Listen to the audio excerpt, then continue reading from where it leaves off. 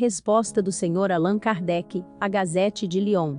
Sob o título de uma sessão espírita, a Gazette de Lyon, em seu número de 2 de agosto de 1860, publicou o artigo seguinte, ao qual o Sr. Allan Kardec, durante sua visita ao Lyon, deu a resposta que vai adiante, muito embora aquele jornal ainda não se tenha dignado a reproduzi-lo.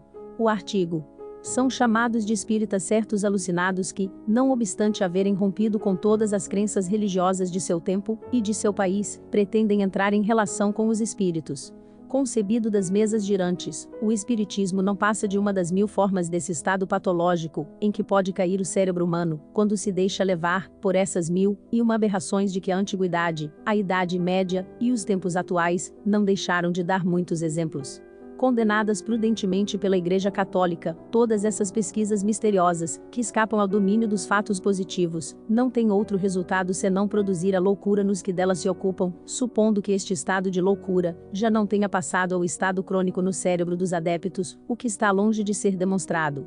Os espíritas têm um jornal em Paris, e basta ler algumas passagens para nos certificarmos de que em nada exageramos.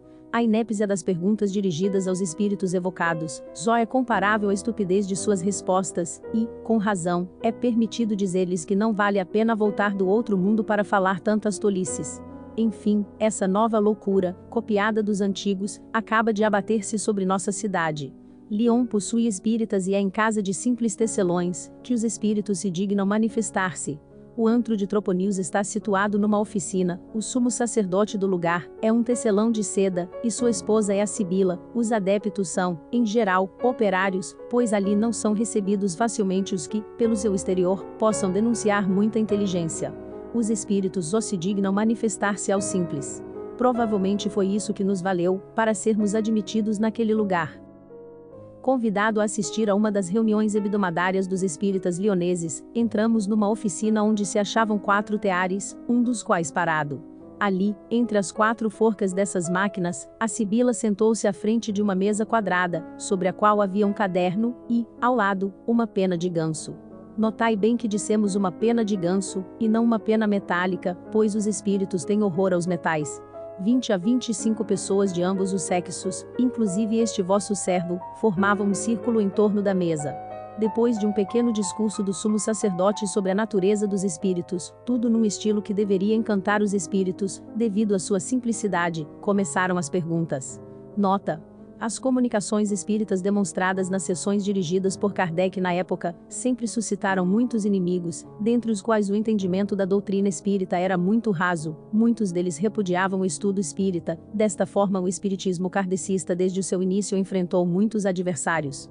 Aproxima-se um rapaz e pergunta a Sibila por que, 8 dias antes dos combates, fosse na Crimeia, ou na Itália, ele sempre se via chamado a outro lugar. A inspirada, é o nome que lhe dão, tomando a pena de ganso, a movimenta sobre o papel, onde traça sinais cabalísticos, e depois pronuncia esta fórmula. Meu Deus, fazei-me a graça de nos esclarecer neste assunto. A seguir acrescenta. Leio a seguinte resposta. É que estáis destinado a viver para instruir e esclarecer vossos irmãos. Evidentemente, é um adepto influente, que querem conquistar para a causa. Além disso, foi soldado, não vamos criar caso, prossigamos. Um outro jovem se aproxima por sua vez e pergunta se o espírito de seu pai o acompanhou e protegeu nos combates. Resposta: sim. Abordamos o jovem à parte e lhe perguntamos desde quando seu pai estava morto. Meu pai não está morto, respondeu ele.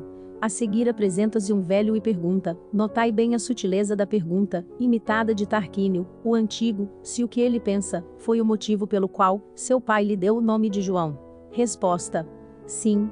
Um velho soldado do Primeiro Império pergunta em seguida, se os espíritos dos soldados do Velho Império, não acompanharam nossos jovens soldados à Crimeia e à Itália. Resposta: sim. A seguir, uma pergunta supersticiosa é feita por uma senhora. Por que sexta-feira é um dia de mau agouro? A resposta não se fez esperar, e, por certo, merece que se tome cuidado, por causa de várias obscuridades históricas, que ela deixa de lado. Respondeu a inspirada, porque Moisés, Salomão e Jesus Cristo morreram nesse dia. Um jovem operário lionês, a julgar por seu sotaque, deseja ser esclarecido sobre um fato maravilhoso. Certa noite, diz ele, minha mãe sentiu um rosto que tocava o seu. Desperta a mim e a meu pai, procuramos por toda parte, e nada encontramos. De repente, porém, um de nossos teares se põe a bater, ao nos aproximarmos, ele para. Um outro também se põe a bater, na extremidade da oficina. Estávamos apavorados e tudo ficou pior quando vimos todos trabalhando ao mesmo tempo, sem que percebêssemos ninguém. É o vosso avô, respondeu a Sibila, que vem pedir preces. Ao que o rapaz respondeu com um ar que lhe devia garantir fácil acesso ao santuário. É isso mesmo. Pobre velho. Tinham-lhe prometido missas, que não foram celebradas. Outro operário pergunta por que, diversas vezes, o fiel de sua balança se movia sozinho. É um espírito batedor, responde a inspirada, que produziu o fenômeno. Muito bem, responde o operário, fiz cessar o prodígio, pondo um pedaço de chumbo no prato mais leve. É muito simples, continuou a adivinha, os espíritos têm horror ao chumbo, devido à miragem. Todos querem saber o significado da palavra miragem. Aí se detém o poder da Sibila. Deus não quer explicar isto, diz ela, nem mesmo a mim. Era uma razão considerável, ante a qual todos se inclinaram. Então o sumo sacerdote, prevendo objeções interiores, tomou a palavra, e disse: sobre esta questão, senhores, devemos abster-nos, porque seríamos arrastados a outras perguntas científicas que não podemos resolver. Nesse momento as perguntas se multiplicavam e se cruzavam. Se os sinais que nos aparecem no céu desde algum tempo os cometas, são os de que fala o Apocalipse? Resposta: sim, e em 140 anos, o mundo não mais existirá. Porque Jesus Cristo disse que sempre haveria pobres?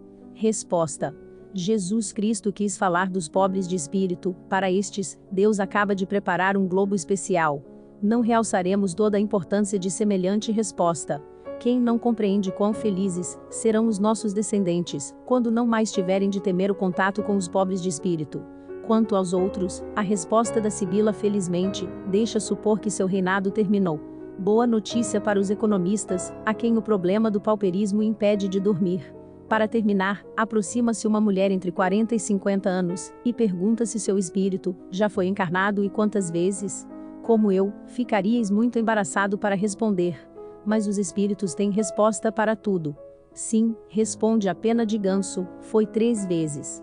A primeira, como filha natural de uma respeitável princesa russa, esse respeitável, próximo da palavra precedente, me intriga. A segunda, como filha legítima de um trapeiro da Boêmia, e a terceira, ela o sabe. Esperamos, baste essa amostra de uma sessão de espíritas lioneses, para demonstrar que os espíritos de Lyon valem bem os de Paris. Mas, perguntamos, não seria o caso de impedir que pobres loucos se tornassem ainda mais loucos? Outrora a igreja era bastante poderosa para impor silêncio a semelhantes divagações. Talvez ela castigasse em demasia, é verdade, mas detinha mal. Hoje, considerando-se que a autoridade religiosa é impotente, que o bom senso não tem bastante poder para fazer justiça a tais alucinações, não deveria outra autoridade intervir neste caso, pondo fim a práticas cujo menor inconveniente é tornar ridículos os que delas se ocupam? A resposta do Sr. Allan Kardec segue no próximo capítulo da edição de outubro da Revista Espírita de 1860.